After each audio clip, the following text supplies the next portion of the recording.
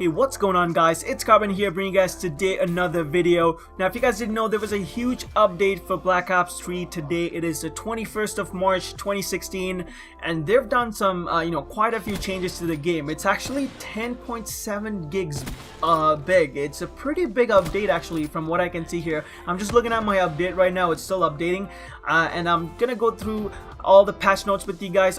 I'm not gonna go through every single one of them, but I'm gonna go through some of the important ones over here. So let's get right to it. Okay, so we have some general fixes. We have the Nuketown 3 map calling card reticles and weapon camera are now available to all players. So Nuketown 3 map is now free for all of them, so you can actually go download it if you don't have it, so which is awesome.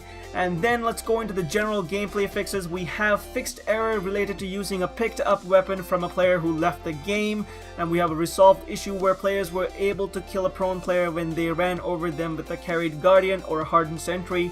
And then we have a fixed bug where if a player died by a Simtex during the HCXD calling animation, enemy score streaks would continually fire at the spot of the death. And then we have addressed the global spawn issues that could occur when players were killed when deploying scroll streaks. And then we have added spawn trap logic to uplink and safeguard where additional spawns will open under extreme scenarios. And then we have enabled spawn trap logic in public online matches. So it looks like they've done some changes to spawns, so I'm pretty excited to see what's happening with the spawns. I mean, I can agree the spawns were a little bit weird, especially in Safeguard and Uplink, but yeah, I think they've fixed them, so which is good. I'm excited to see what's happening there. And also we have a resolved bug where players were able to gain additional specialist power by switching classes at the beginning of a round. And then we have create a class. We have a perks. We have some perks fixes, actually just one perk. Fixed exploit where the anti-up perk would continue to work when a player switched to a class without it. Now, if you guys didn't know, if you actually had the anti-up perk, so basically what it does is it gives you this boost, what's it called, the score XP or score streak XP. It gives you a boost for your score streak XP that you need. So for example, if you need like 400 points for your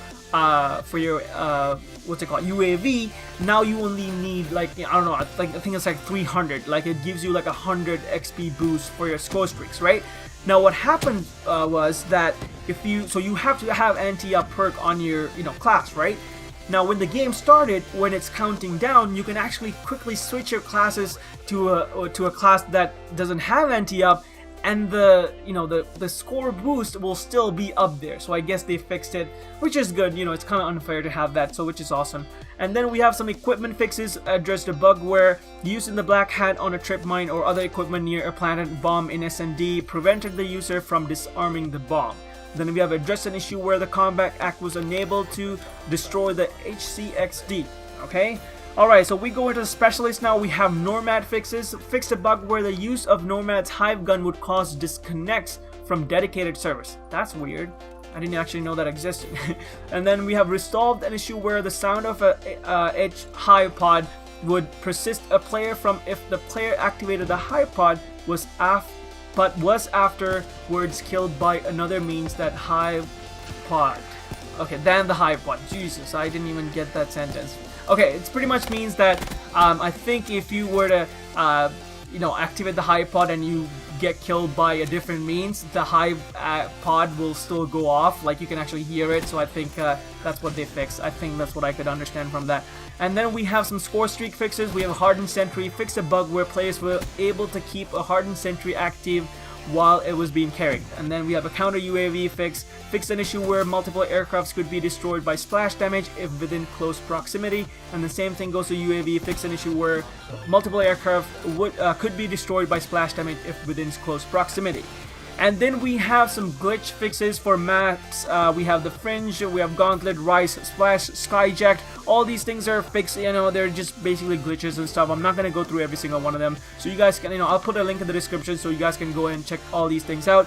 And then we have game modes. Safeguard, we have fixed an issue where Safeguard robot would sometimes become stuck during its walking animation, and then addressed the bug where not all escorting attackers were being awarded with the escort score event. Okay, that's good.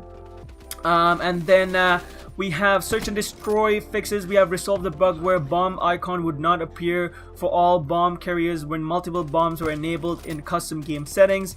And then we have some weapon nerfs. We have the MR6 reduce the max fire rate. That is pretty interesting actually. If you guys know, MR6 is actually a pretty good secondary. Basically you can just, you know, fire it pretty fast, but they have reduced the max fire rate, which I'm excited to see what's happening there. And then we have a minor buff again for the ICR one, increased accuracy. They keep increasing accuracy for that gun. I don't know what's going on with that. That gun must be dead accurate now. Alright, I think the last time they upgraded or they buffed the accuracy as well, so I don't know what's going on with that. And then they have some fixes with some challenges and some codcaster fixes, some custom game fixes, and they fixed some big time theater mode fixes. Look at this, oh my god. We have corrected a bug where sometimes zombies would lack a walking animation, corrected a bug where UI would fail to appear after loading a video clip from the media tab, removed hit markers during a game film playback while in director mode. So there's a whole bunch of fixes for the theater mode, guys. You can obviously go check it out yourself, which is good because as far as I know, theater mode had some problems. You know, I've always had problems with the theater mode, and I really rely on it too. So it's kind of scary. Sometimes I would have really good gameplay and it end up, you know, not recording it properly. So I'm excited to see what's happening there. Alright, now we have some zombie fixes as well, which I'm not going to go through every single one of them, but I will go through some general ones here. We have all gobblegum machines in a level are now active at all times, and then the gobblegum machine can now be accessed multiple times per round. The liquid divinium drop rate cap of 2 while per game has been removed. Players can now continue to earn liquid divinium as they progress through a match. And then the player's current gobblegum pack will now be represented in the inventory screen. Okay, so and then we have some fixes for the Shadows of Evil, and then the Dust in Surrey, or whatever it's, I don't really know how to pronounce that, to be honest with you. And then we have the Dead Ops arcade game. We also have some fixes for that. So I think that's it. Or actually the campaign also, they disabled the physics win on all maps, which I am actually not sure what happened there. Disable physics win on all maps, so this disabled that for some reason.